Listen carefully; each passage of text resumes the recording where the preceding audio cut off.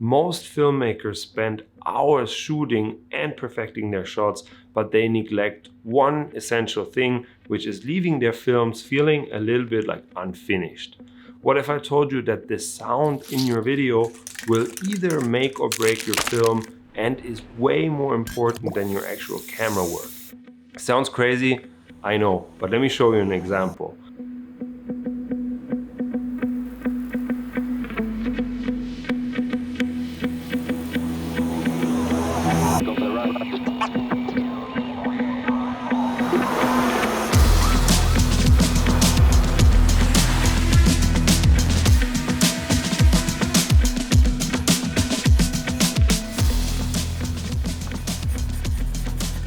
Sound design taps into our subconscious and enhances the viewing experience in ways visuals alone cannot.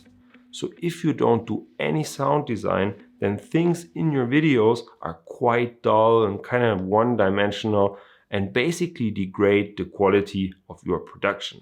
And I'll walk you through the entire process from start to finish. But before we go into the details and how to pull it off in your editing software, I will tell you what is super important and what mistakes you absolutely have to avoid. So under no circumstances do you want to have music that actually distracts from your dialogue.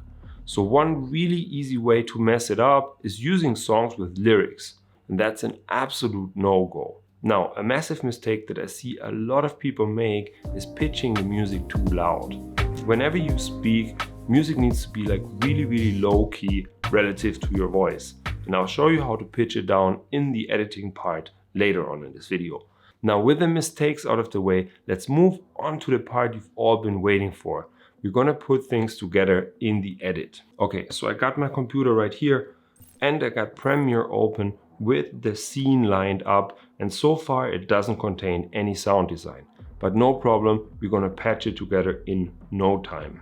So I'll illustrate everything with samples I found on the Artlist platform, but again, it works equally the same with any sound effect, no matter if you get them for Artlist or like record them yourself. So don't worry too much about that, okay? Also, I will make use of the oldest sound effect in the world, so stay tuned for that. Okay, cool. So first up, I'll find some music and I will go the really quick and dirty way, and I just search for the most literal term, Middle East. And that gives me a ton of tracks that are suited for cinematic travel. They also got some like pre-selections made for you, and one of them that I like quite a lot is called Inspired by the movie Dune, because it has a lot of like deserts and it really fits these like Middle Eastern vibes. Now, after I have downloaded a couple of candidates, I typically like to place them right below the video track. And I usually like to make a short list of like 3 to 4 audio tracks. And then I like to mute them one by one, and I can replay them bit by bit to see how it vibes with the visuals and switch back and forth. Now, one thing that you want to do is pitch down the track.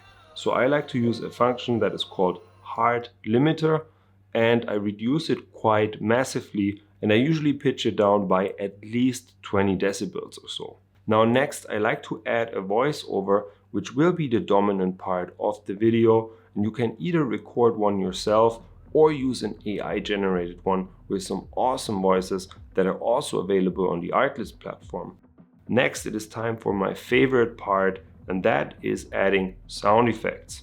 And there are so many different sound effects, but I'll quickly outline the most important categories that I think should be in any video edit. Okay, the first category is Foley. And Foley sounds are kind of like actively created everyday noises that add a lot of like realism to your video.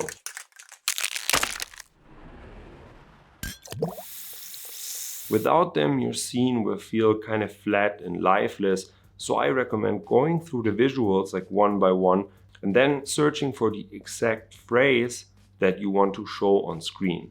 Then you download the whole bunch and drag and drop them like one by one on your timeline. What I also like to do is fade in and out the Foley so they can be a bit more gentle and they don't sound too artificial. So I typically just search for the sound effect, which is called constant power, and I add that to the beginning and the end of the sound effect. And that is basically a crossfade effect for audio. The next category is called atmospherics or ambient sounds. And these are the background sounds that kind of set the environment for your scene. They make everything feel a bit more real and engaging. They can convince the viewer that he or she is actually there. I like to drag this sound over the entire scene, and if you want to make it more subtle, you can also add a reverb effect to it.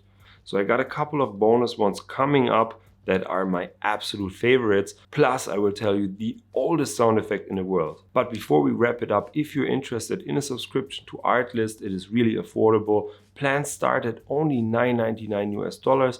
If you want to use it for social media, and that gives you unlimited access to music and sound effects, can be upgraded in many different ways. For instance, to the Pro plan, where you can also use it in Glide productions.